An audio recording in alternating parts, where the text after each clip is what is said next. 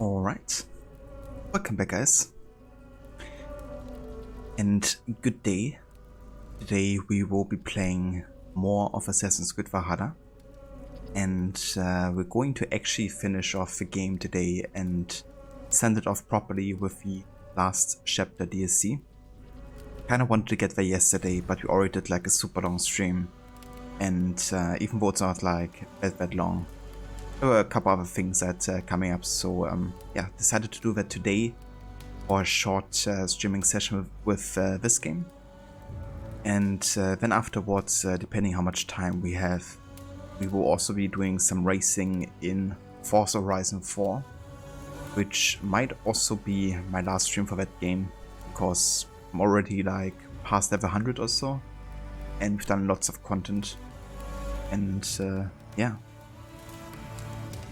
But yeah, that's the plan for today. Hey there, Harbinger, welcome in.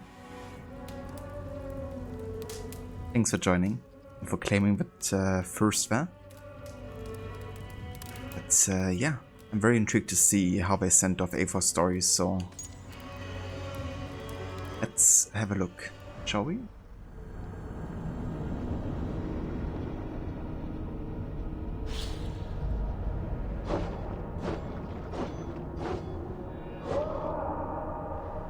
New Alamut assassin outfit.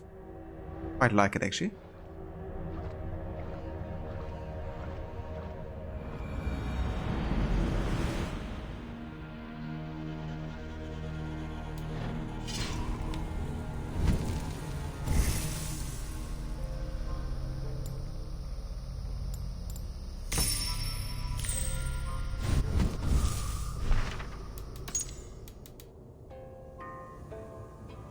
So that's the quest line. Reflect on Ravensthorpe. Now there's still one quest that I actually haven't done, which I think wouldn't be bad to do today.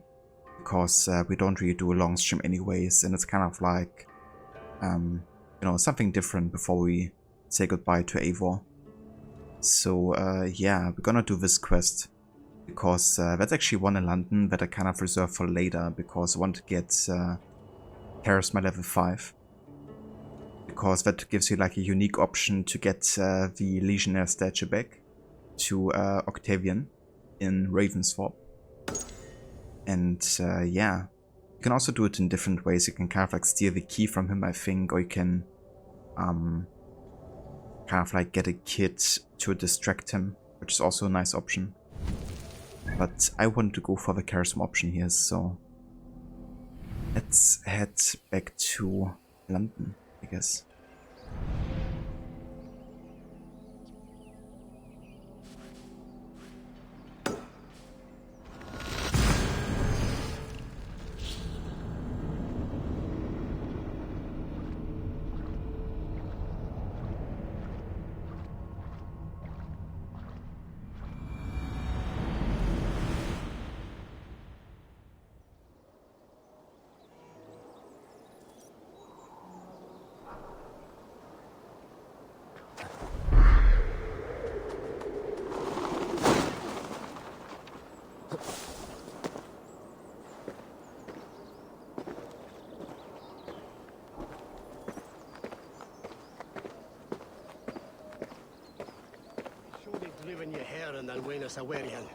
Kinda interesting how the slow walk looks like without the cloak, because the arms are really positioned in a way where it seems like the cloak is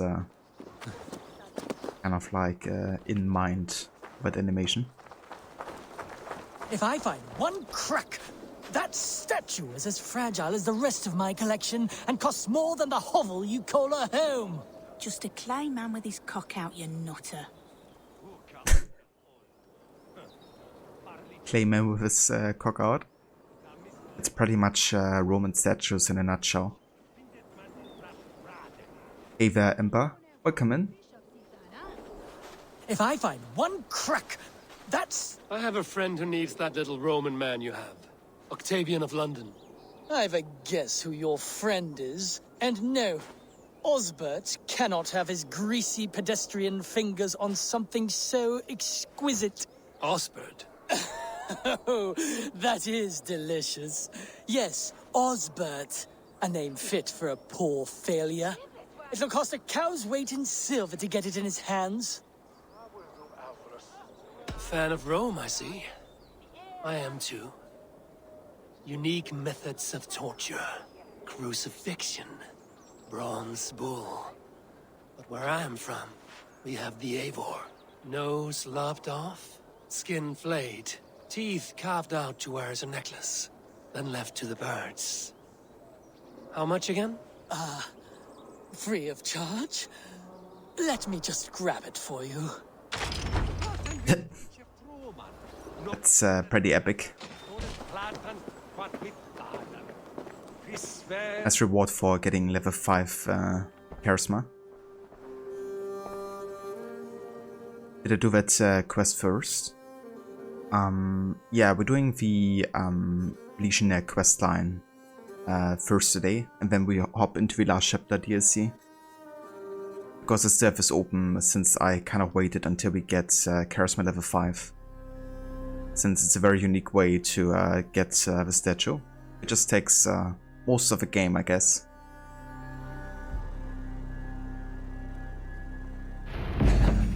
I'll have to take this back to Osbert.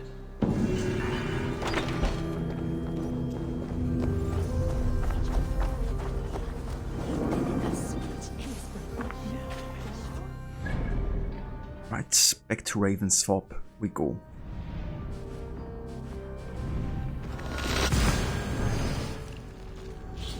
It's of a quest you thought it was, or is it? It's the one you get from the guy who runs the museum in Ravensthorpe, Octavian. He's basically having a clash with Maximilian from London, and he wants to get his Legionnaire statue back.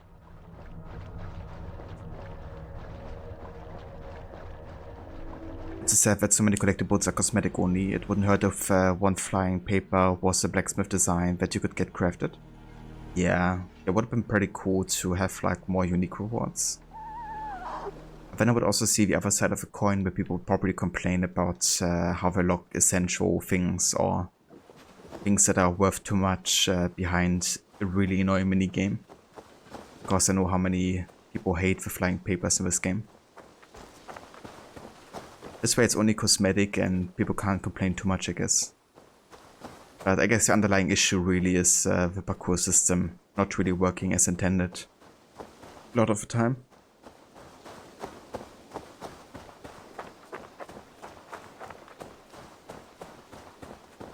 There was another quest for that you needed to complete a quest first. I gotcha. I've done most of the quests in this playthrough. The only ones that I haven't fully finished is the Forgotten Saga, the Cassandra DLC, and Last River Raids, because I really couldn't be bothered, even though I've done like almost all of it. But at some point, you know, like there's no real story behind it, just like go out there and kill that boss and loot that raid those monasteries and stuff. But yeah, not really important anymore, I thought, at this stage of the game.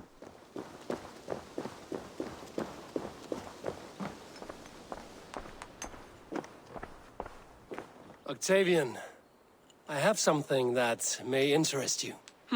Maximilian sends his regards. What? He gave this to you? That perfect little wretch. How did he bring himself to part with it? Ask no questions, hear no lies. I only hope you enjoy it, and that neither of us have to see that man again. Oh, thank you, Eivor. Thank you. I will see you later, friend. Valet!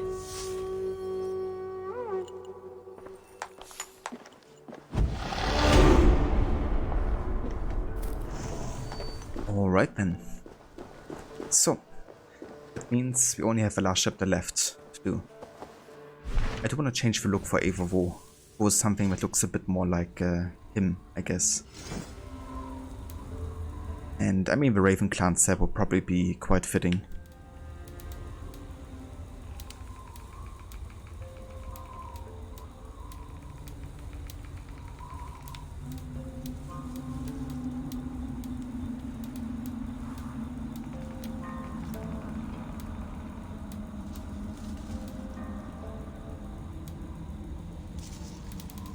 Yeah.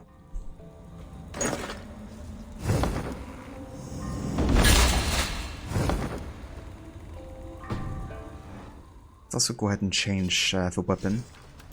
We'll go for Baron's X.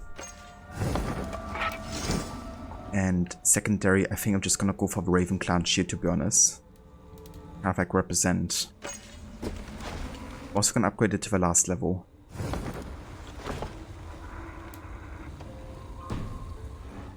As well as the helmet.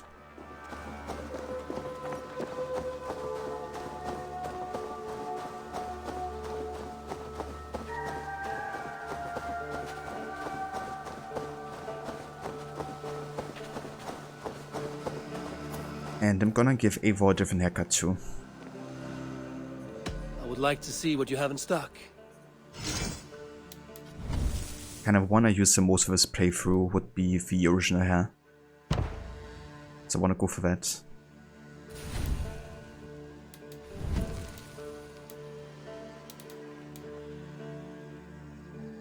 And yeah, I mean, Raven Guard kind of works, I guess.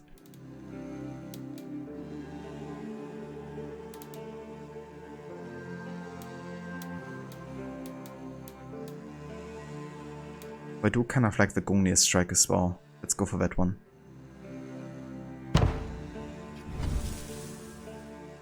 Nothing more? I'm off. Be well, friend. Until I see you next.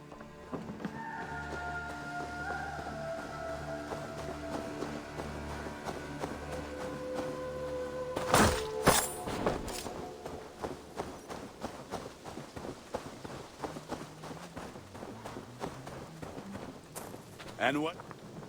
Eivor, I want to thank you on behalf of myself and Bridget. Our wedding was the greatest day of my life, and it could never have gone so well without you. Truly, Gunnar. It was my pleasure.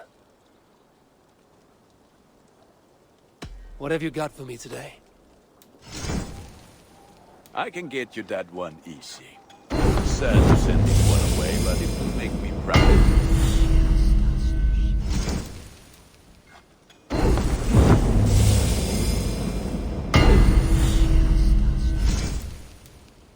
There we go. It's the Raven clan design info. Do we have to save outs every time we quit Valhalla now, or do they still track progress? Well, I mean, there's an autosave system, so progress is getting tracked every few minutes. But yeah, I mean, if you wanna start like another save game, then you still have to do like menu saves.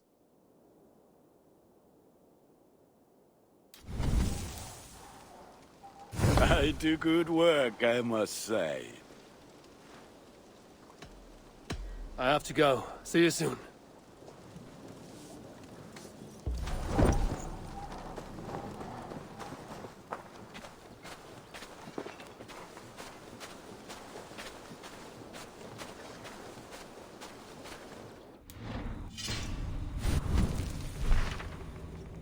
Okay then. Reflect on Ravensthorpe. Eivor has reached the end of a long journey. Let's go ahead and uncheck everything here.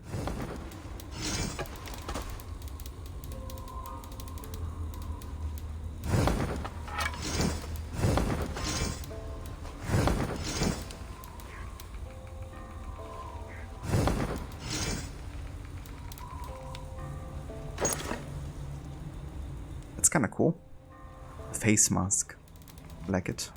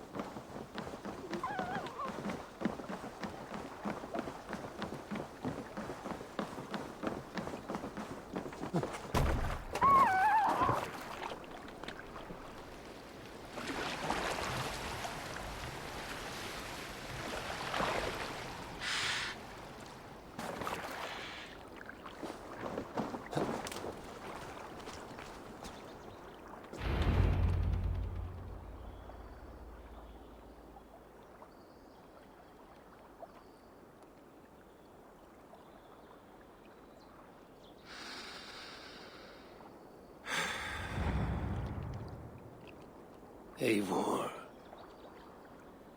I am still with you, drifting at the edge of your memory. You have tamed the Odin within you, but I have not disappeared. I am with you always, embedded within your hooga. Will you keep me in the dark until your end, resisting forever this side of yourself? Or could you learn from me to better understand the world that was? The world I left behind, but not here. Not inside of those who would not understand what you are, who we are. Have you not done all you can for your people? Say your goodbyes, and set forth for distant shores and new adventures.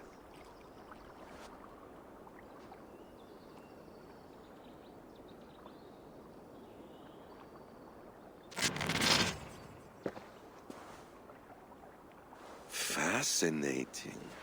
Eivor grapples with Odin's memories in a way unfamiliar to me. My own struggle with Loki was intense but brief, ending with a mutual understanding of who we were. Where will this new conflict take you, I wonder? This calls for a bit of animus magic, I think. searching for future memories filtered by emotional intensity, grief, longing, sadness. Here we are, a few images from the future. Let's see where Eivor leads us. Oh. I gotta say, that really surprised me that, what request accepted? Okay. Data corrupted. It surprised me that, you know, you kind of like went from your character as male Eivor to him becoming Odin, and then, you know, having like female Eivor in the classic Raven clan design. That wasn't really the way we are used to having Odin be presented in the main game, you know, kind of like within those really dark scenes. Those don't appear to Eivor anymore, you know. I guess this is more like the subconscious of Eivor kind of like talking to her. And I think it's actually a good choice that chose male Eivor, to be honest. Like, also if you have made the male choice to have him become Odin, and you still have her, because it further, you know, establishes that the protagonist is female, and why you've been playing the male version, because it's just based on Odin's DNA, really. You know, this is how Eivor would look like if, you know, she was born male instead of female. But yeah, that's all there is, really. So I actually kind of like that choice, to be honest. Aren't they both Eivor? They kind of look like, I guess, but the male Eivor is the representation, I guess, at least visually, of Odin. The fact that Odin and male Eivor have the same voice actor is very confusing. Yeah, it definitely can be, I guess. I do think it really makes sense, I guess, since, yeah, like everything, like body-wise, is kind of like based on him, I guess. His looks and his voice. Although I think Magnus Brun did a pretty good job kind of like making a difference between the characters that he voices. Because he also voices Eivor's father, right? Baren. And what's kind of cool is female Eivor actually voices Eivor's mother.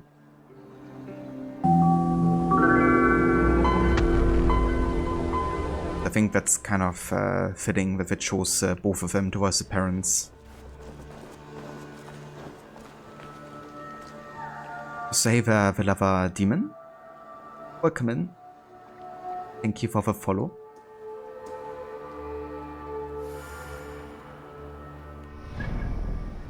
Okay, so we have different quests here.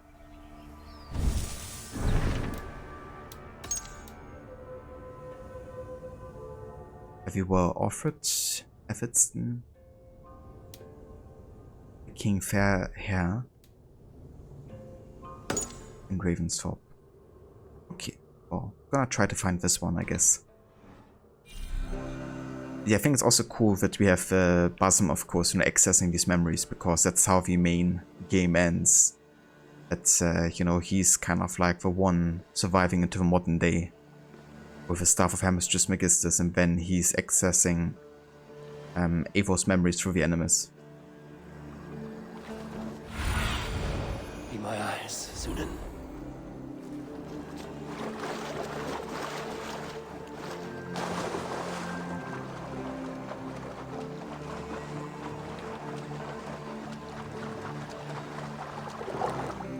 And that's also what Basim kind of like foreshadowed at the end, you know, that he's kind of like looking for the secrets and skills that Eivor has. But right now, I guess it's kind of... Another memory fragment here. And I think it's also kind of like out of sadistic motivations, you know, where it's kind of like trying to get a kick out of seeing Eivor, you know, be miserable. At least that seems to have been his intention.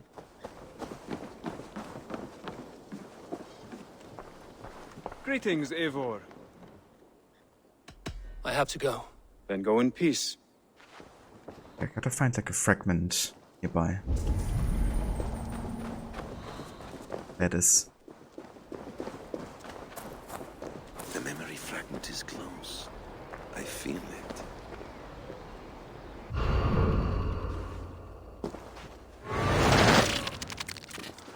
Let's move this timeline.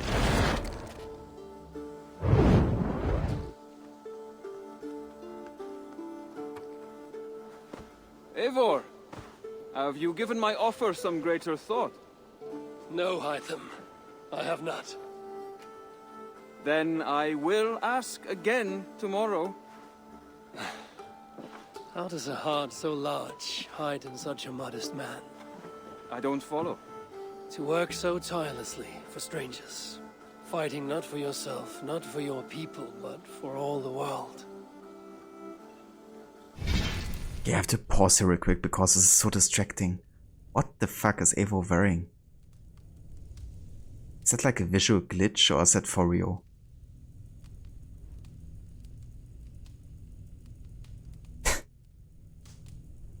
This is like really off-putting. I couldn't even concentrate on the dialogue much. Because the way he's clothed is just really weird. It happened to you too? Yeah, I don't know what that's supposed to be.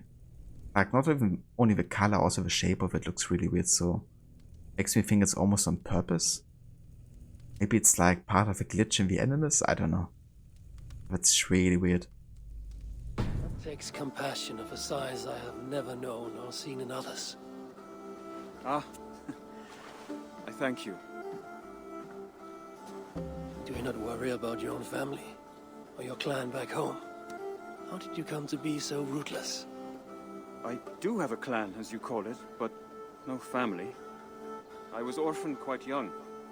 It may be this lack that drove me to join the Hidden Ones. They have certainly treated me as a son. I too lost my family. But I gained another, this Raven clan. I owe them my life, and I would give them mine. I feel the same gratitude, but on a larger scale. You see, anyone can join the Hidden Ones, and therefore everyone is worthy of our love. I admire your course, Hytham. But I do not have the focus needed to carry forth your creed. My mind is often divided between the present and the distant past. And it will take some time to understand why. Ah! Is it time? Forgive me, Eivor.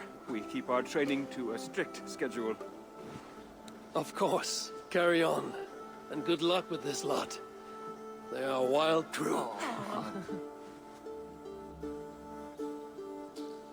They're supposed to be the no hidden ones. Amazing.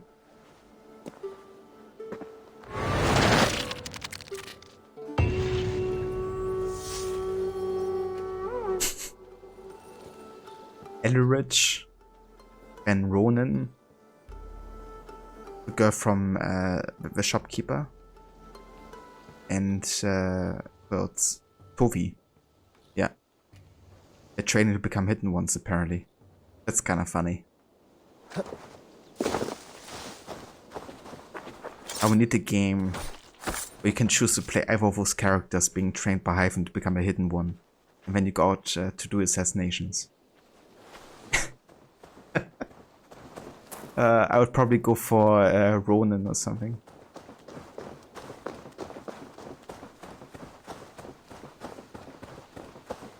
Kind of like the most unexpected character turn. Okay, another thing is let's celebrate another feast, you know, because this is maybe the last time we see Ravensthorpe again. At least officially.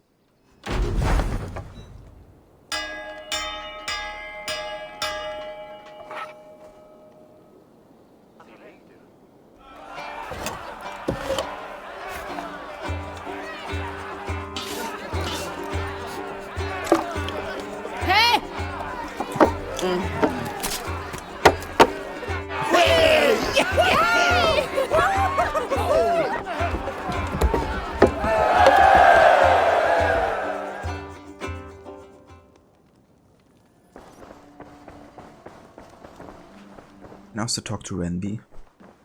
Because I think it's kind of sad we don't have an actual goodbye for her. My love. Come to me.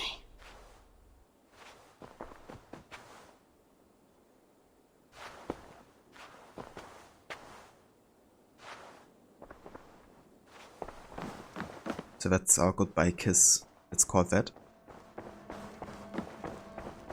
Kinda sad, to be honest. Like, I really wish there was a sequence of her.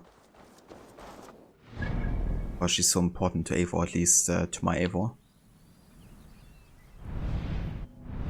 Okay, and then let's see.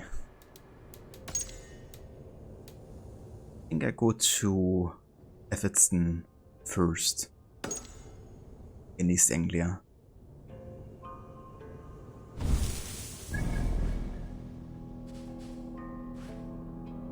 Inside a town nearby Wensim's River. I mean, Norwich, I guess?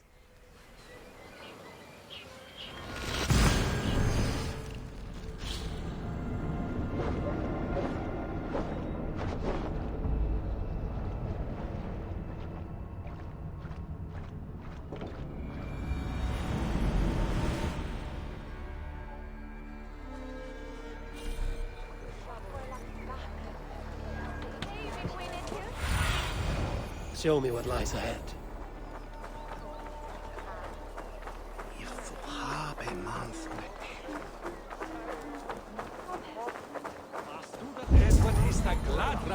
This ship matches the memory fragment. I'm close. Ah, that ship.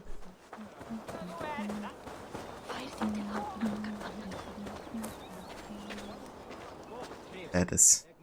Andlit öldurmannsins best við Þór. Hann var kýrur sem hann stóð í blóði og þar var hann. Yes, memory is quite near.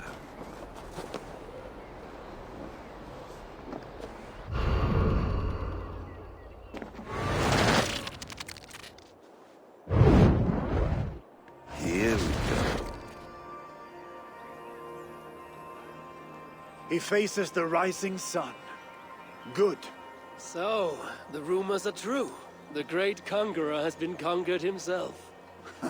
Eivor, how many summers has it been?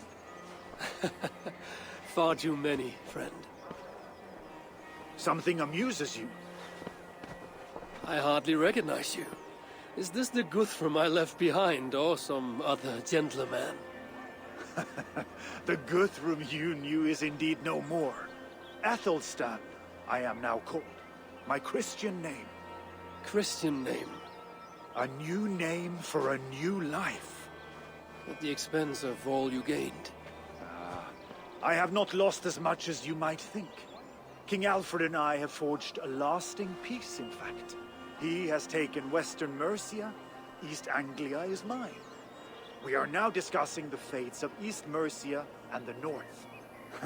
The Danes, Eivor, are here to stay. With Christ as their Jarl. He is a powerful god. Within his sacrifice hides the greatest boons. Forgiveness, hope, love. Would you not consider hearing his message for yourself? I have no time to meet new gods. I'm leaving England. And I've only come here to say my goodbyes. Will you return to your father's land? Elsewhere. To unmapped places. In search of the unknown. Ah, an adventure worthy of Odin. You and he share a love for knowledge and discovery, I have noticed. Share is not strong enough a word. Come then. We must drink and tell stories before you go. If they are to be our last, they must be our best.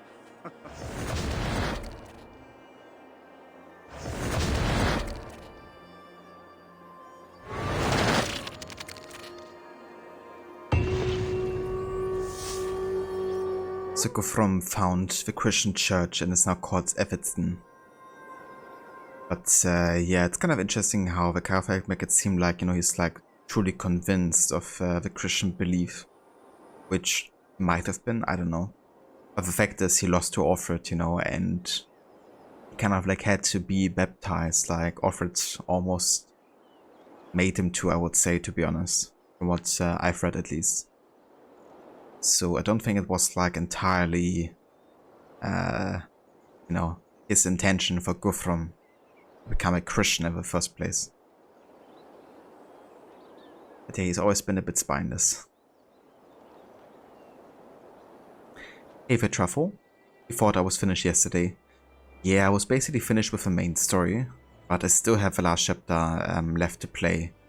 And yeah, I didn't quite play even longer, I guess, to get all of this done. So I decided just to take some time today, not rush through it and, you know, send off the game properly. But yeah, we're almost done. We can do these last 2 memories and then we are finished. So this memory 2 out of 5, I think. At least before the corrupted one. I think next I'm gonna go to Offred and then I go back to Norway to talk to King Harald.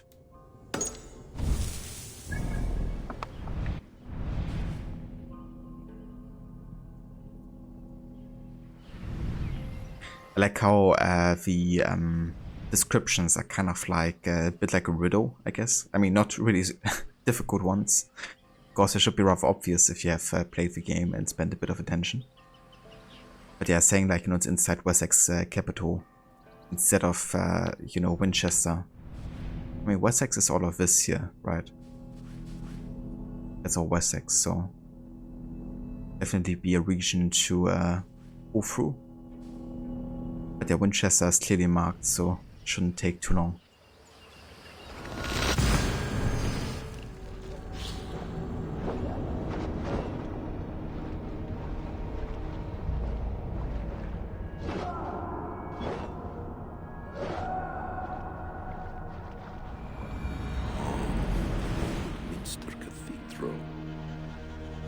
Eivur's memory fragment is somewhere nearby.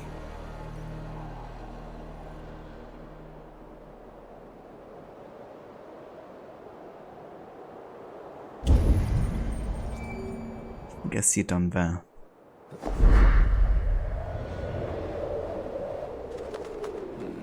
memory fragment should be close.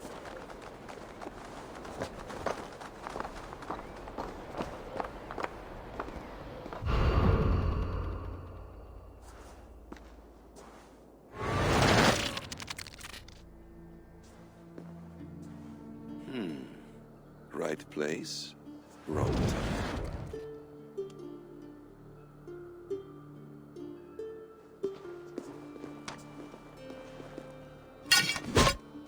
Lord King. Ah, Eivor. You are welcome here.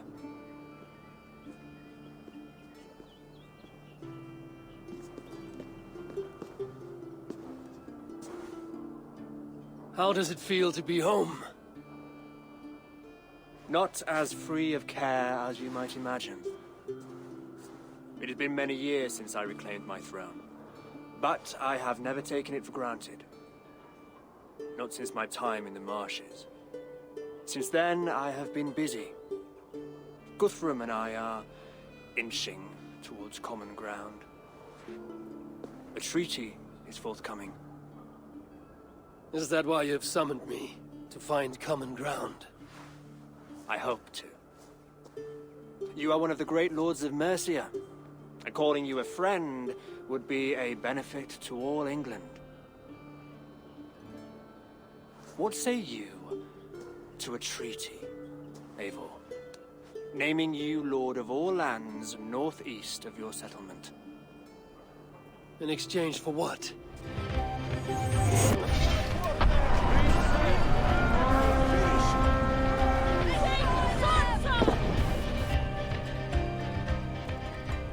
And Haverod, welcome in. Thank you so much for the raid, dude, and welcome in raiders. I hope you had a great stream. Haver Lucinda, welcome in. Good morning. And yeah, welcome into some AC Valhalla. We're currently doing the last chapter. Currently already on memory number 3. So we'll be finished with it rather soon. But yeah, thank you for joining us here for the end of it. I hope you had a good time with Deus Ex today. How did it go? Allegiance. Not to me, but to Christ. And to the order I have convened in his name. I honor your offer, Lord, and the trust you place in me. So here's my answer. You gave me this years ago. A beautiful piece, but it sits heavier in my pocket than on my heart. You refuse, then? Have no fear. This is not a new chapter in our conflict. I am leaving these lands for distant shores. You will have no more trouble from me. In search of new wars? Fresh lands to conquer? In search of myself. Ah. The most difficult destination on Earth. I wish you well, then. God be with you on your journey. I'm a bit full up with guards at the moment. Yours may have to take another boat.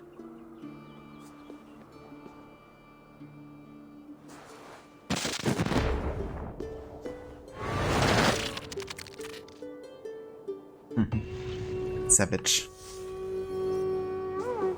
The offer could have also said, may the gods be with you, you know, kind of like respecting Eivor's belief. But yeah, he's of course very convinced that, you know, the Christians have it all figured out. But they're kind of interesting, it didn't really end like in a major conflict or something, even though they didn't end on the best of terms, I guess. It's not like they became friends or anything. But I guess they found respect for one another. What you absolutely did, got Arkham City done and decided to start Deus Ex Human Revolution and make that your first day game. Oh, very nice, dude. That's awesome, you got Arkham City done already. I guess doing all the Riddler trophies yesterday probably also helped a little bit with that. But nice. How was it playing Human Revolution again? Are you doing any kind of like unique playthrough? Progress, what do you think of this part of the new content? Yeah, I think it's quite interesting. Also, the way it started, you know, it was kind of like I played Mayor Eivor. Then Mayor Eivor kind of became Odin, and he was talking to real Eivor as female Eivor. Which was kind of like a bit of a plot twist, because I thought you would have, I guess, Odin talking to Mayor Eivor if you had chosen Mayor Eivor. But it was actually like switched. And I think it was good to portray Odin in that sense, because I think it's more like representing the subconscious of Eivor rather than actual Odin. You know, so I think it really makes sense in a way. It's really like Mayor Eivor, not Odin, like visually representing the subconscious where Odin's, you know, soul in a way is still lying. So I quite liked how they represented that, to be honest, because I was a bit concerned about how they would explain that. And the fact that it also has Basim at the forefront, you know, kind of like re-experiencing the memories really connects nicely about the like to the ending, of course. You know, where Basim is kind of like standing in front of Eivor's grave, and he's like, all of your skills, your memories, your secrets, they're all mine. And he's basically sifting through the memories to get exactly that done, I guess. So, yeah. Quite like it so far, I have to say. Let's see. It was also kind of funny doing the Hyven and Hidden One memory. I kind of like the ending where, you know, Ronan and Tovi and all of these guys kind of like went to become Hidden Ones and be trained by Hyven. I was kind of like joking, I would like to see a game where you can choose either of those characters being trained by Hyven and then you go out to do assassinations. I'd probably choose Ronan or Tovi, to be honest.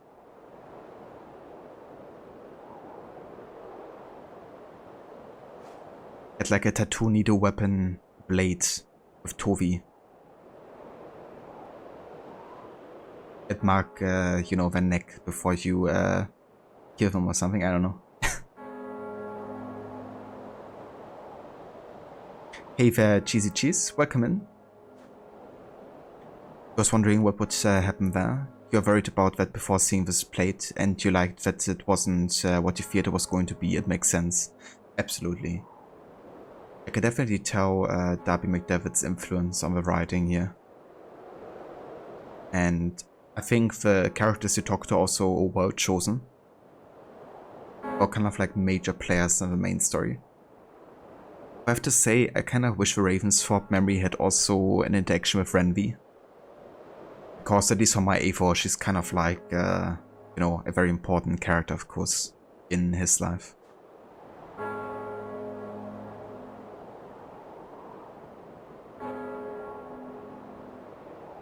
That was so cool. That could be good for multiplayer. Yeah, maybe. Maybe like a co-op game.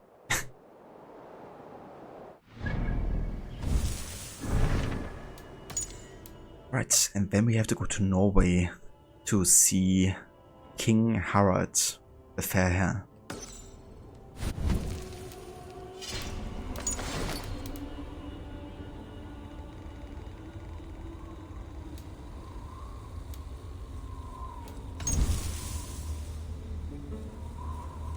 Later corrupted.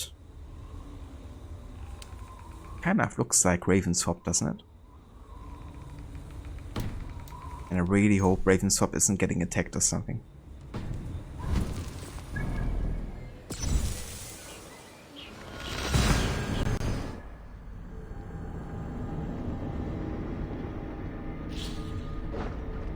It was like my biggest fear, you know, throughout the entire game, that Eivor would lose everything at Ravensthorpe.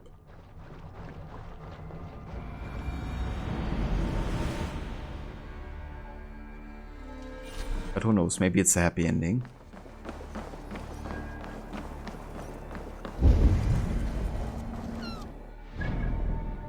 Okay, so I assume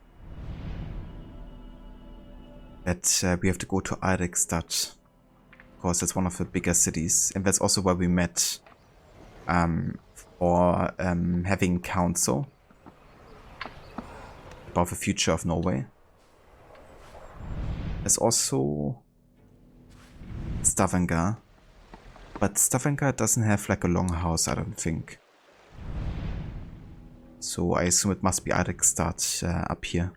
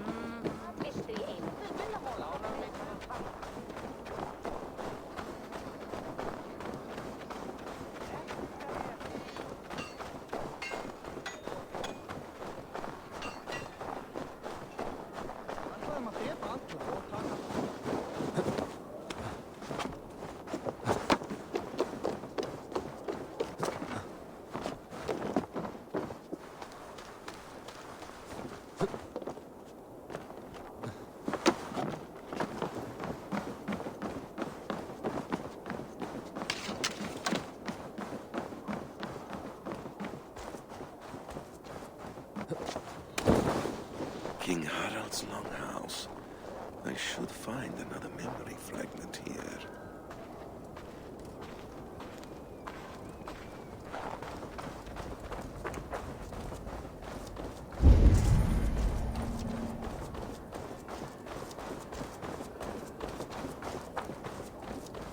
There it is. I'm getting closer.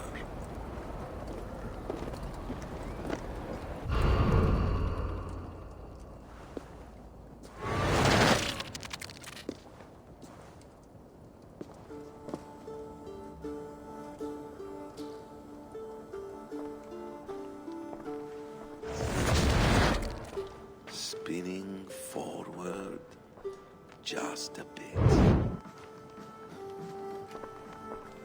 Young Harold has made quite a name for himself in our time away. 12 or 13 years, I think. Sigurd! Eivor!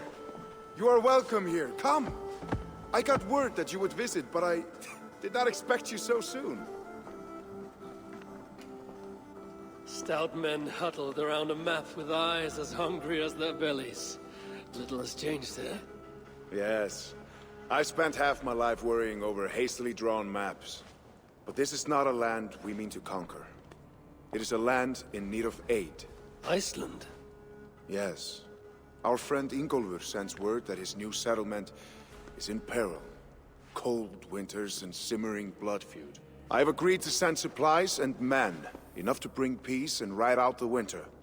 Eivor, it may be your coming here at this time to this place is a blessing from Thor himself. Would you and your brother lead this expedition for me? I cannot think of a better pairing to see this through. Eivor, this is fated.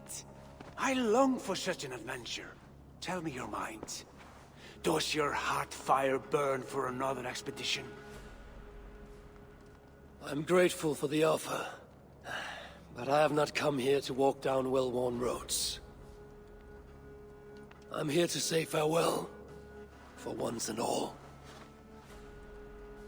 For once and all? Are you leaving England as well? I am. Sailing west.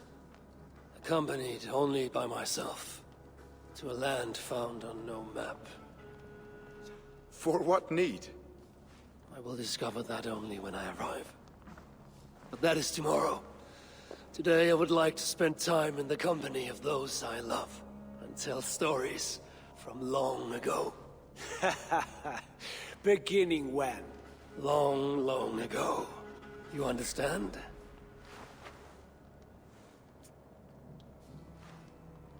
Uncle, clear the room and bring mead and roasted minkwal for 3.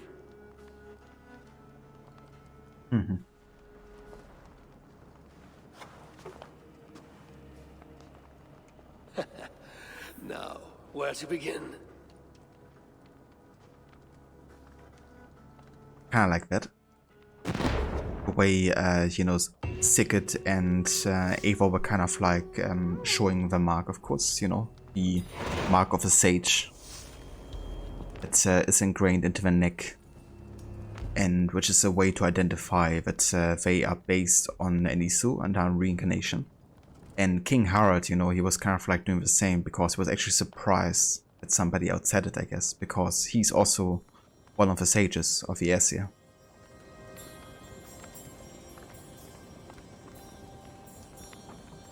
But you wonder if this gives us a clue to how modern day Mirage might work, at least in terms of bookends. Imagine that there will be some present day stuff, plus some fast forwarding memory to a more recent one. Yeah, that might be. Citizen! I mean, I hear kind of conflicting information about modern day in Mirage. Some say it's not supposed to have any modern day at all.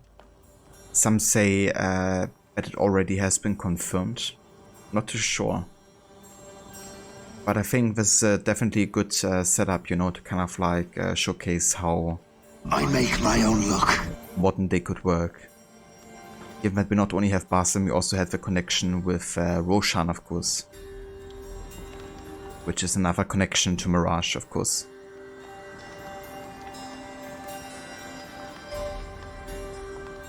Is Basim also Loki in Mirage travel? Well, I mean, he's Loki reborn. So in a way, yes, but I guess he's still kind of like struggling if he should accept that other conscience within him. Or not.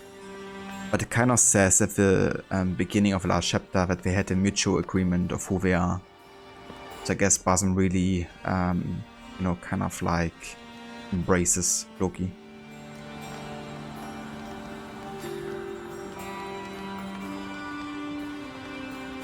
Ava Aura, welcome in. But my only issue with this part is how much of Sigurd is in his memories. You wish it was longer and with more conversation, especially hearing the convo what would happen there. That's true, yeah. It would have been great to have like longer cutscenes, you know, we can just listen to them one more time. Because this was definitely quite brief. Also like further showcasing the bond that they have, you know. But also be an interesting conversation with Harald, of course.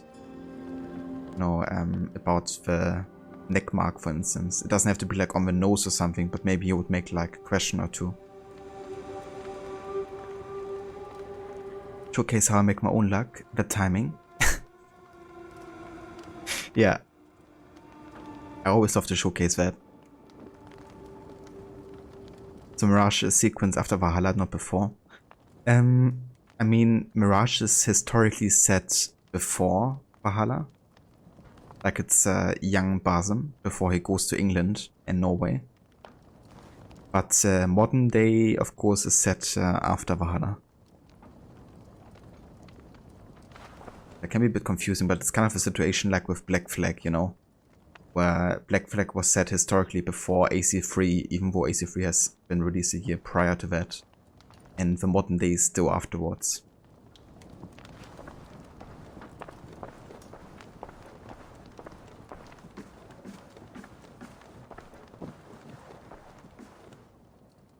You are Eivor, yes? Of the Raven's flock? I heard you had returned. Not with war on your mind, I hope. Okay, that dialogue doesn't fit at all. Considering he was just like, oh, it's you, Eivor, you must help us, you know, secure Iceland. And it's like, now, you are Eivor?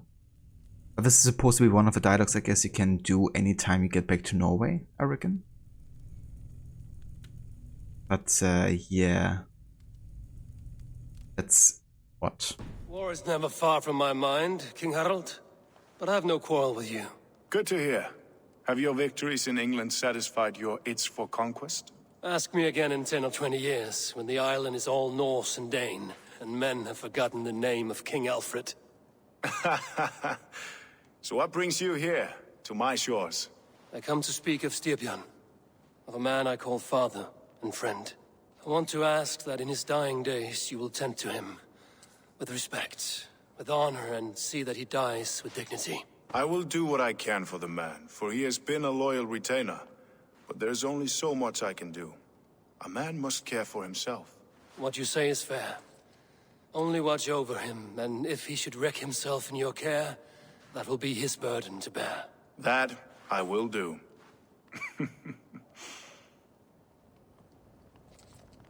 Okay, so I reckon this is one of the dialogues that actually unlocks once you get back to Norway for the last main quest. And would definitely make sense because you just talked to Styrbjörn. And then one of the checkpoints is actually Eirekstad. And I was wondering yesterday why that is, you know, like why is Eirekstad the checkpoint? Because the game isn't really telling you like, okay, go actually to the Longhouse and talk to King Harald. But that's the intention behind, I guess, that you have this optional dialogue to go to him and ask him to tend to Styrbjörn. Interesting.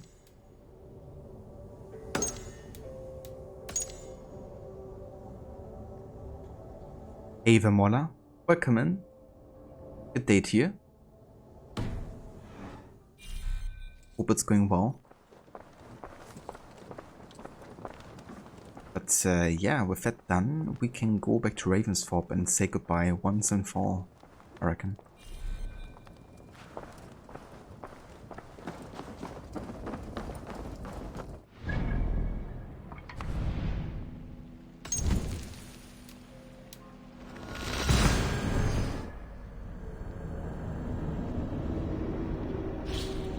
So Mola, there's probably gonna be heavy spoilers coming up, in case you wanna mute the stream for a few minutes. Because we're doing like the literal last thing now in the game, with the last chapter. I don't even know what's gonna happen myself, but just want to give you a fair warning. It's close. Very close. Gotcha. Well, I hope at least the coffee is helping. And yeah, sounds good, dude. Sounds like a plan. So how's your Red Dead Redemption 2 playthrough been going? How far into the game are you at this point? Or you wanna know spoilers so you can emotionally prepare yourself? That's fair. I don't blame you. Especially if it's like really affecting you and you play it yourself. You see, Sunan.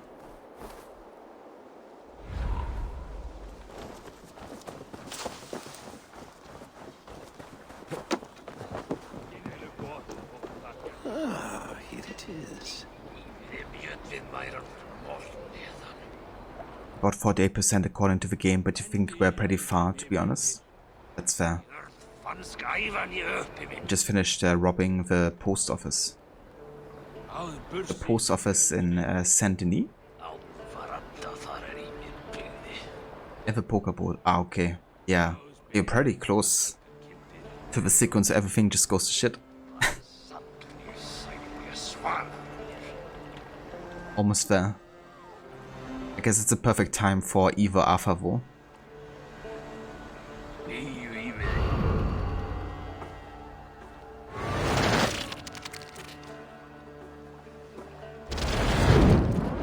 Here we are. A final future memory. Will you not wait for morning? I must get to London by the week's end. A crew awaits me there. Not even a goodbye? Everyone knows I'm leaving. But not when. Does Randvi know tonight is the night? Yes. We said our goodbyes. I wish I understood all this, Eivor. You remember my first visions? Before we came to England. Odin and Sigurd. The wolf. The Nordnir. Yes. They prophesied so much that came to pass. They were not prophecies, Valka. They were memories. My own. Or not my own. But lent to me by another. One who lives within me. My second Huga. Do you understand? I wish I did. For so long, I considered only two possible futures for me. Surrender to these malicious memories, or reject them utterly. But now I see a third way. And as I grow older, it draws my interest. I want to learn from them. But I do not know where this path will lead me, nor what it might unleash. This is why, for now, I wish to be alone. I see. Thank you for your trust, Eivor. Embrace me, friend.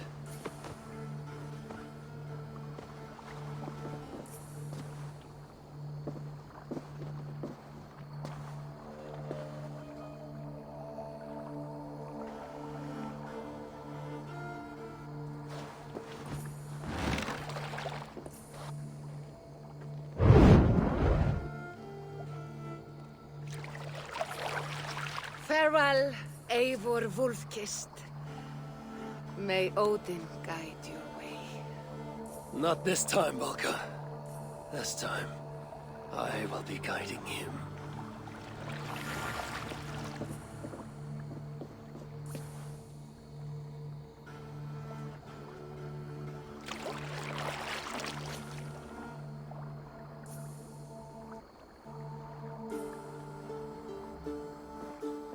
Basim, is it? William Miles. I asked to meet you in person. Face to face, you said. So here I am. In spirit, so to speak. So close, yet so far. A clever trick. Quite a trick of your own you pulled off. Resurrection, hibernation. Many years in the making, I suppose. There were some improvisations along the way. You've spent so much time in the simulation these past 1,000 years. Why so eager to jump into another? A simple curiosity. It has been so long since I saw my friend Eivor. I wish to know how this grand saga concluded. Now you know. So, what next? Where will Basim go? As far as I can, William. I feared as much. Do not. I cherish the creed that guides us. I always have. But you people are infants compared to those I left behind. I need to get you up to speed. So, let's get started. Wait. If we are to work together, there is something I want first. Name it.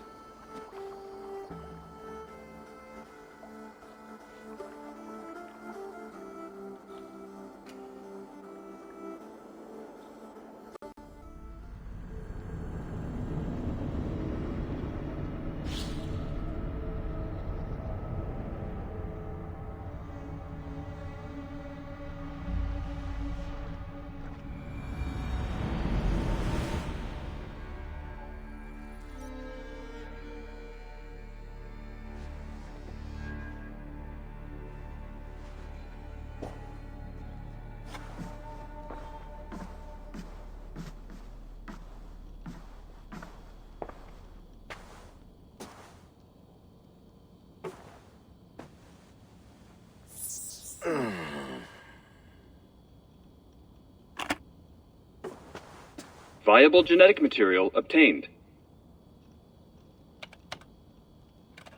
Genetic memory extraction has begun. Estimated sequencing time, 29 days, 3 hours, 4 minutes. You're in for quite a ride, Mr. Miles.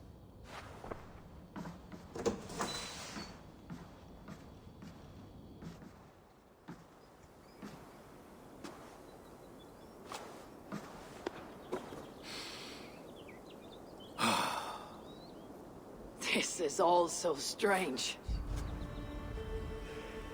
And what of Ragnarok? The twilight of the gods?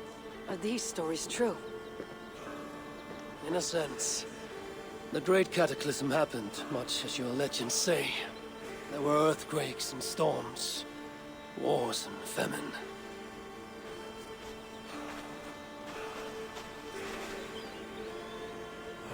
My people died out. Yours thrived. But you say there were no gods as we know them. So what natural force could cause such an upheaval? How to explain? Does the term solar flare mean anything to you? I don't think so. This may take some time to describe. Not a problem. Time is all we have left, Father.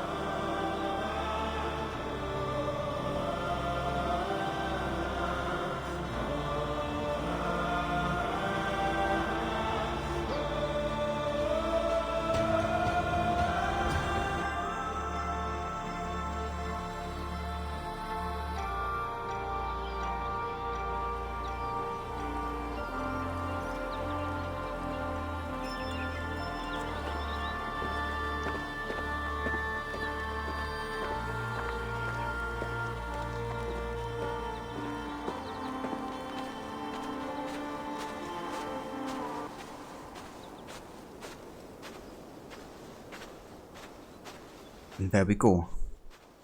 The end of Assassin's Creed Valhalla. I have to say I quite enjoyed that.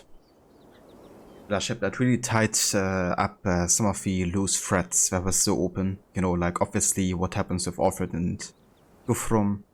Why does Eivor leave Ravensthorpe, and also why did Eivor end up in Norway? You know, why did Eivor die here? It also makes you wonder in a way, who did actually bury Eivor? You know, like, clearly Eivor must have had some kind of like, or at least some people that, you know, she depended on, I guess, or worked with, I don't know, lived with.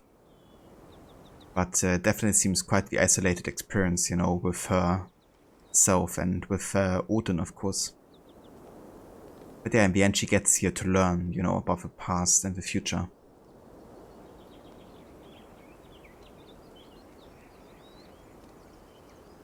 Yeah, me too, Rod. I kind of wonder why we didn't show Renvi again, but it might have to do also with the actress, you know, because I know that we had scheduling issues to have her again in Siege of Paris. So I'm not sure if I was again responsible for her not being able to voice a character for this again. That's maybe why we did it. But yeah, definitely would have loved to see that interaction too. Modi also the V-Electric Chair mission, epic. Yeah. It's a bit of an ironic mission as well. Karma mission. Gotta know what torso armor that is, Aura. Yeah, I wonder it myself. It's only appearing in the kind of like glitched fragment pieces of memories. So I'm not sure if it's available outside of it. It was really off-putting and weird when I first saw it, to be honest. But yeah, I guess it has to do with maybe the glitchy memories or something. I'm not sure. And yeah, Rod, you know, like seeing William Miles all of a sudden, that was definitely a surprise I didn't think we would see. Definitely smart of him, you know, not to come into person or visit him in person, knowing that his intentions might, you know, be a bit different. But yeah, it's definitely interesting that, you know, he's asking for Basim's memories, because that definitely explains why we would have access to them in Mirage eventually, to go back and experience his youth, to find out about his background, essentially. Bro, do Mites and team know that Basim is also Loki? Basim's wolf shirt is so funny. It really is, yeah. Reminding himself of Fenrir. And yeah, I mean, I'm not really sure, to be honest, if they know that he's Loki.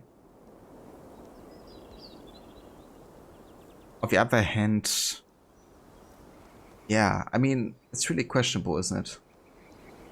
Because Layla is definitely experiencing the memories where Basim is attacking Eivor, right? So they know about all of that. And I guess, like, you know, knowing what they know about the animus anomalies, they've seen Loki there, you know, that he went kind of like behind Odin in time to be reborn as well. They know about all of that, right? So I assume they must know that Basim is Loki reborn. But it's not like they really have like spoken about it or something. Mr. Miles is a clever one, Truffle. Absolutely. Smart of him not to come in person, that's for sure. But you think we may be playing as William Miles in Mirage? Yeah, it's definitely a possibility, I guess. Would be kinda cool to play him. But I guess it could also be that, you know, he's getting the memories and he's giving it to somebody else in the Brotherhood to experience them. Plot twist to the son of Desmond. That would be kind of cool. To get Elijah Mouths, I guess.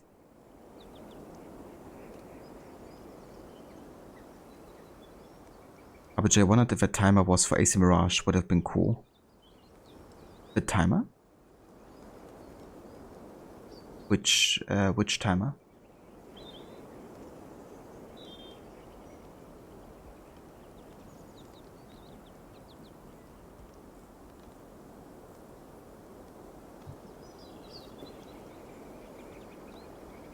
"29 days Mirage coming January 1st, 2023 confirmed." Yeah, I mean, if that was the case, I probably would have done more of an announcement, I reckon. Ken Eivor's best Eivor. I do like female Eivor, I have to say. And for next year, if I play Valhalla, then I definitely go for her.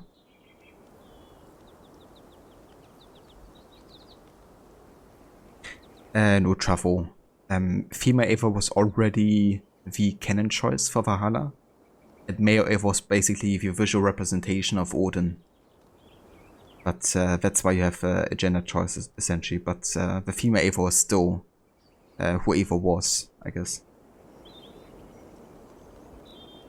It still doesn't explain why Eivor chose North America. I think it's because Odin kind of like got guided her here, I guess. I mean, it was kind of like between Odin and her, right? That she kind of like wants to learn from him and learn more about their past, I guess. And it's definitely a place, I guess, where she already has, you know, seen Isu architecture, or I guess somebody talking in Isu as well, with the son of Kjotve the Crow and Juno. It's also quite close to the vote, of course, where Juno's consciousness is locked.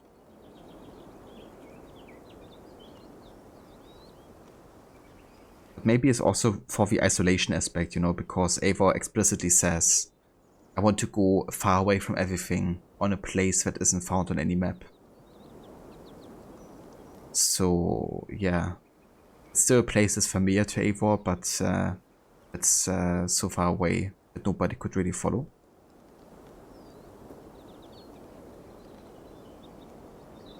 Also, hey there, RC. Welcome in. Thank you for the follow. A huge fan of Assassin's Creed as well. Awesome. Always great to meet people who are also really into this series. Have you played Valhalla as well? But Sam, you do it and you like how Basim says he still honors the creed, so you think that means we can trust him? Maybe for now. Yeah. Yeah, I mean, it's definitely a question, I guess, you know? I feel like in Mirage you might learn that he really was into the creed. But maybe with a desire of Loki for revenge, you know, maybe that became more of a tool at some point. I feel like it's definitely quite mischievous. The way he's also presenting himself in modern day to Sean and Rebecca, and about his intentions to meet William Miles. So personally, I don't really trust him, to be honest.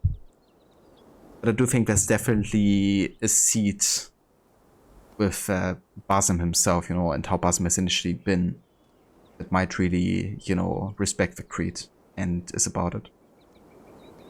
But yeah, definitely makes me intrigued for Mirage, I have to say.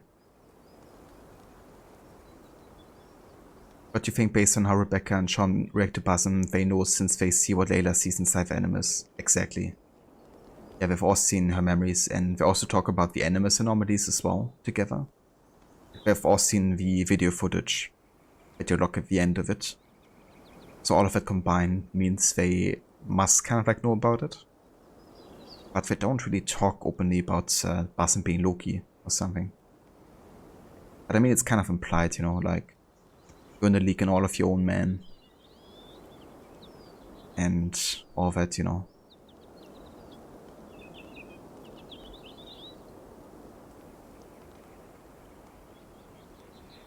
Just because Basim said my old friend Eivor when the last encounter was a fight to the death. Yeah. I guess the question is also, does Basim know that Layla has seen all of that? You know? I mean, his consciousness, I guess, or his memories at least, have been inside the Animus, but did he actually see from within Yggdrasil all of which Layla has seen? That's the question, I guess. Maybe William is kind of playing with Loki or Basim, I guess, a little bit in that situation, rather than the other way around, you know? Hey there, Sekit. Welcome in.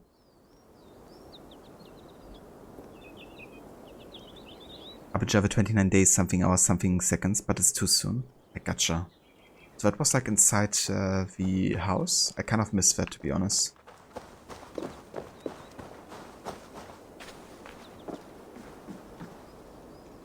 I think it might be for release of next trailer, hopefully gameplay. That could be it as well. You know, to kind of like count down until we get like the next major information about the game. Asi, what about the idea that Basim is following Eivor, trying to find the doorway that Gorm was excavating and the corresponding Ebo? Yeah, I mean, Basim is definitely saying that he wants to find out all of the secrets and skills and memories of Eivor. and Odin as well, I guess, in a way. And he also talked about how he has to find his bearings so he can start on the journey to resurrect Alethea and his children.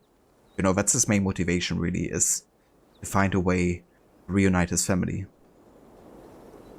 And I think it's definitely likely that he's trying to find everything he can get his hands on that has to do with fulfilling that purpose. Now, with Alethea, he's already united because her consciousness lives within the staff of Hermes Trismegistus. But I think he will still try to find a way to transfer her soul into another body. I guess similar to what Aita, the sage of Aita, tried to do with Juno when she was kind of like locked within a network, I guess, not having a body. And she did get resurrected once. So, yeah.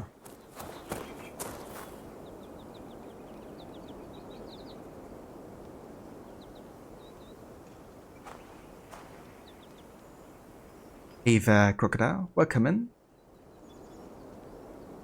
How's it going?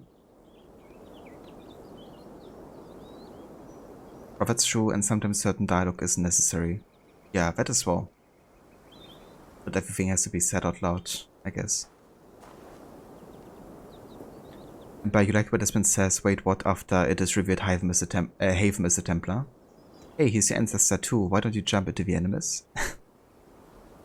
Yeah.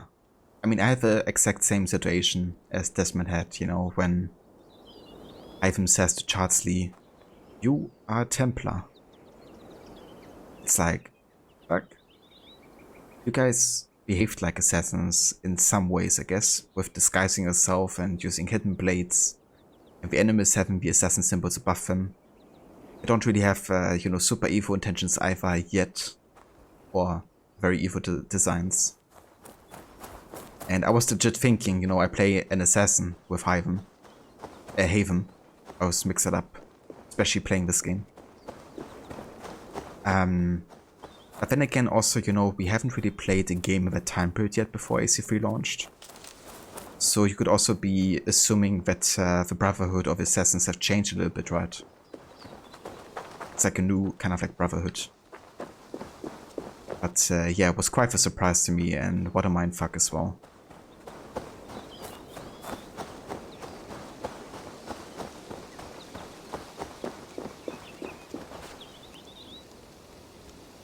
Yeah, I also enjoyed Haven a lot as a character. I think he was really well written, and he also has an interesting backstory, but also quite a tragic, you know, fate. Having Edward, his father, killed and then being raised as Templar, only to be kind of like manipulated into becoming one himself. And then letting Connor kill himself as well. Realizing that the path he has been taking wasn't the right one.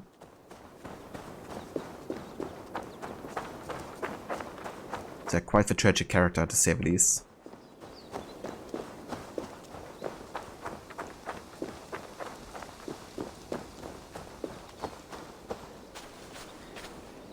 Yeah, to me, Haven was really reasonable and even relatable at the beginning of AC3, but he definitely has quite a character evolution as well. Like, at the beginning you still have him kind of like punish an ex-Templar for killing innocents and for not finding another way.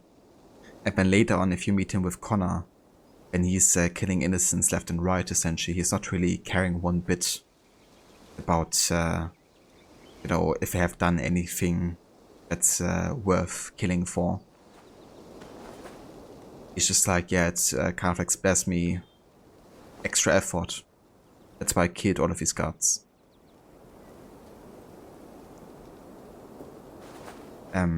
So yeah, I think he definitely becomes much more ruthless, I guess, over time. And loses a bit of his you know, reasonable being.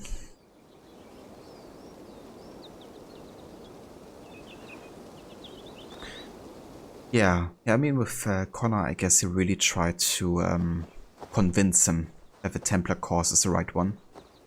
And given that he's also his son, you know, He's, I guess, kind of like interested to get to know him a little bit better. But at the end, he tried to kill him regardless, right? His own son. But yeah, guys. So, this is the end of Assassin's Creed Valhalla. And this is also where we're gonna finish our playthrough of the game.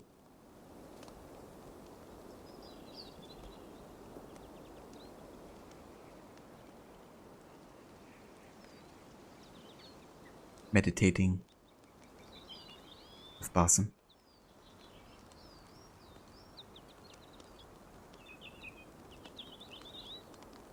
And Eivor.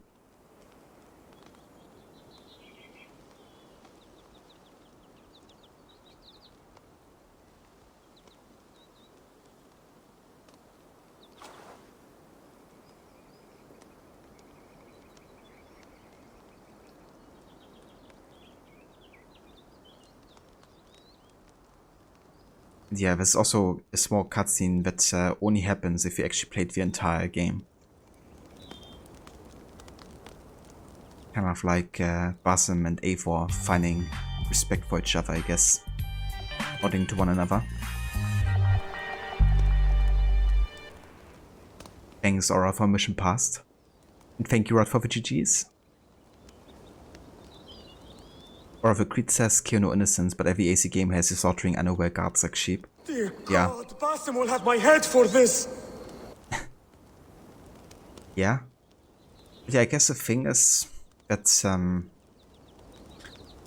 you know, often you still have a choice. Do I kill all of these guards, you know, or don't I? And as long as it's gameplay, it's kind of like up to the player, right? How you want to kind of like handle situations. So it isn't always like, you know, that's what the ancestor actually did. It's still kind of a simulation where you have control. Or I guess Desmond had control over the ancestors. So not everything that happens gameplay-wise is of course what the ancestor has actually done. But obviously, you know, the ancestors still killed a lot of guards. But maybe not quite as many as you would kill, you know, in a regular playthrough. Nearly not as many. But yeah, I definitely get that criticism too. Uninstall and regain 150 GB of space. Yeah. Gion completing the playthrough Sani, and thanks for some awesome Assassin's Creed streams for your 2022 annual series. Rod, thank you so much, dude, for the kind words. And, you know, for being here for a lot of the streaming sessions as well of the annual series run. And thank you also for the 10 bits too, dude. I really appreciate it. And yeah, thank you also in general, you know, for like all your support. It really means a lot. And also having, you know, somebody to really in-depth talk about the AC games as well. That's always great.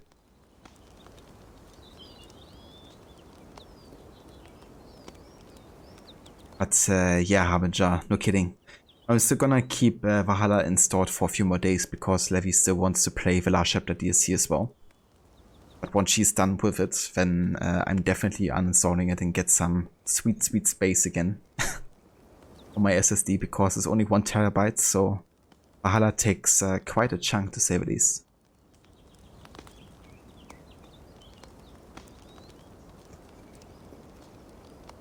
Yeah, I mean, in a way that's true as well, Ember. You know, they kind of like turned him and also people like Chardsley definitely more villainous over the course of the game.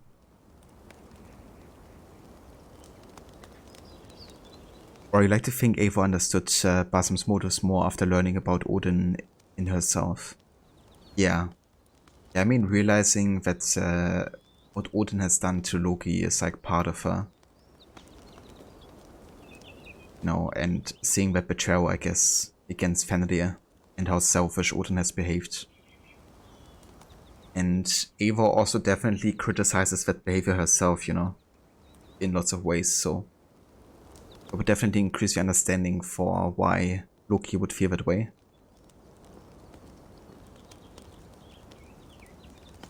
Cheers, Rod. But But yeah, so this finishes also not only our Valhalla playthrough, but our entire 2022 annual series run, which I started all the way back in like the first week of January, I think, to be honest. And yeah, it kind of like started out as a all missions full synchronization run on every game that had kind of like optional objectives. So up until Syndicate, I played all of the missions with all of the optional objectives, which was really fun. And I love doing it, which I might even continue for next year. But yeah, I haven't really fully decided yet what I want to be doing. I was maybe thinking about doing like a no HUD run, but only on the Ubisoft Montreal games. Kind of like shorten, you know, the amount of time I have to spend on the games, because obviously, you know, I played lots of AC this year. But only now at the start of December I'm actually done with it. So I would like to start a bit later next year, not in January already. And yeah, then also definitely skip on a couple games like Liberation, Rogue, Odyssey, maybe Syndicate, I'm not sure yet. But yeah, I still haven't fully decided yet what kind of like challenge or unique playthrough we might be doing. But yeah, I'm gonna come up with something, and I still probably throw in maybe 1 or 2 AC games in between. It's kind of like, you know, single playthroughs. But yeah, for now we're gonna take definitely a bit of a break from Assassin's Creed and focus on some other games. I still have, of course, Red Dead Redemption 1 that I want to get to, especially playing that on the Series X is gonna be fantastic. I also want to replay the Spider-Man games, both 2018 and Miles Morales, as kind of like New Game Plus runs, back to back. And I also want to play the new Need for Speed game, Unbound, that's released yesterday, I think, for like early launch. So these are just a few games that I want to get to. But obviously I also want to get to some viewer picks as well. So yeah, that should be the plan for the next few weeks, I guess.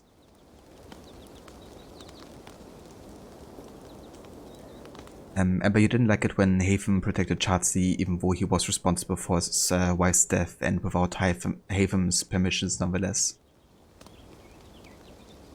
Yeah, I mean, that's still something that's kind of like debated about, I guess. You know, who did lay the fire? Because supposedly George Washington is supposed to be responsible for the burning of Connor's village. However, when Haven kind of like reveals that George Washington did such things, he's talking about a different time that it actually occurred. So time-wise it doesn't really align, and obviously it's a bit of a coincidence otherwise, you know, if Chadsey is attacking Connor, talking all that bullshit about his people, and then Connor wakes up and his village is burning. On the other hand, you know, he was trying to talk to the elders, and we never knew if that actually happened, and if they decided to burn the village afterwards. So to me it's kind of like still a bit of an unsolved mystery in a way, you know? I feel like there's reasons for why George Washington could have done it, but also reasons for why Chadsey could have done it. But the official canon, I think, and that's how it's written down, at least in the AC Wiki, as much as you want to believe that one, is that George Washington was responsible and Chadsey didn't do it. But I'm not sure if I want to believe it, to be honest.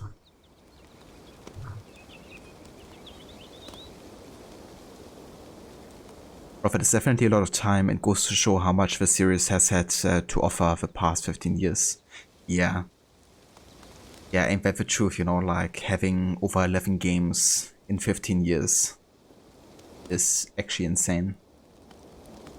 But you really gotta applaud Ubisoft for high quality all of these games are, you know. As much as they of course like borrow from each other, or kind of like are based on each other. And as much as people like to complain that it's just always the same every year, which I think couldn't be further from the truth, it's quite impressive what they have created in these 15 years. if you compare to like other series that maybe had like 2 or 3 games in that amount of time.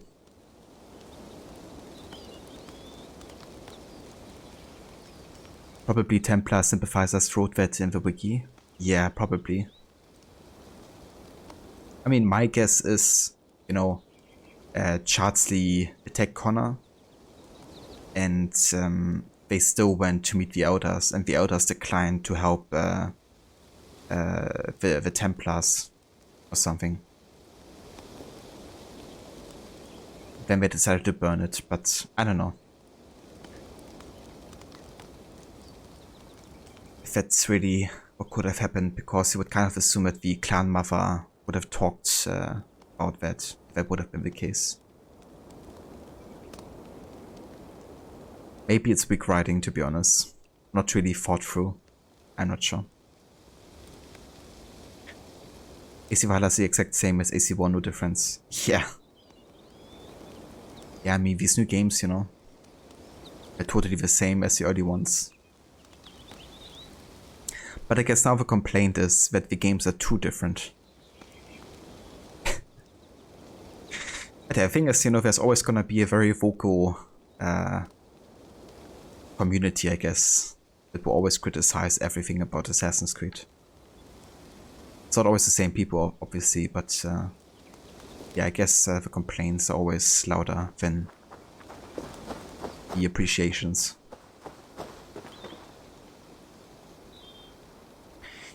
But yeah, guys, let's go ahead and have a save here. And this is where our AC Valhalla stream and gameplay is done. So I've been only playing for 1.5 hours today, or streaming I should say, and I still have a bit of time to spare today. So what I would actually like to do is take a break now, and on my return we're gonna go and jump into some Forza Horizon 4, because it's still a game I'm playing, of course, at the moment, and that I wanna continue, you know, driving in. So yeah, we're gonna jump over to that. It's gonna be, of course, quite different to Valhalla. So I totally understand if you don't want to stay for some racing and stuff. But yeah, if you want to, we're going to be back in like 10 minutes. And then we're going to listen to some good music. And yeah, just do some chill racing, really. But yeah, in case you're not back for that later, thank you for watching this section of the stream today. And for joining me for this awesome game and the last bits of our annual series playthrough. And yeah, I promise you get back to AC soon enough again as well, because it's still, of course, a massive part of my stream. And I want to keep on playing those games, even if it isn't for the annual series run. But yeah, thank you all for being here. What am I going to do next, Asi?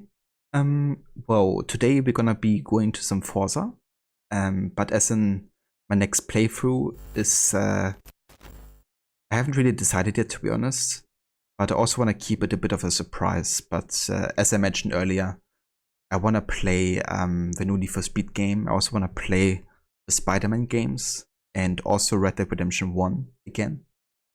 So it might be one of those games. But yeah, but we're gonna start tomorrow, so I'm gonna make a decision until then. But yeah, that's what is coming up next. Cheers, Rod. Thank you, dude. Whoa. And yeah, I catch you guys in just a few.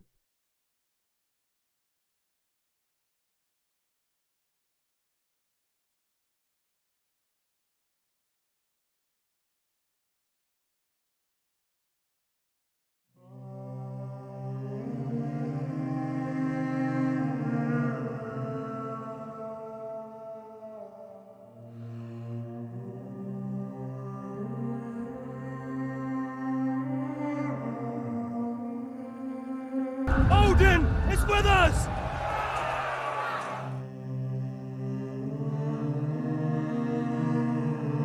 Dear God, Basim will have my head for this!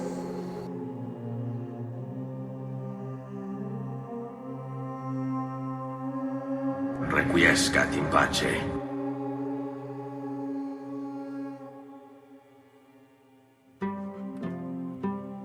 Take my sugar! Take anything you like! May you walk the land of the Duat.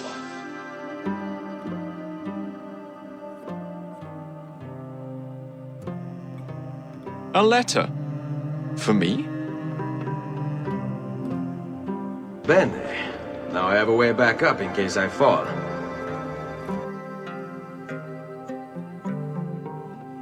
Right decision, Gerrit.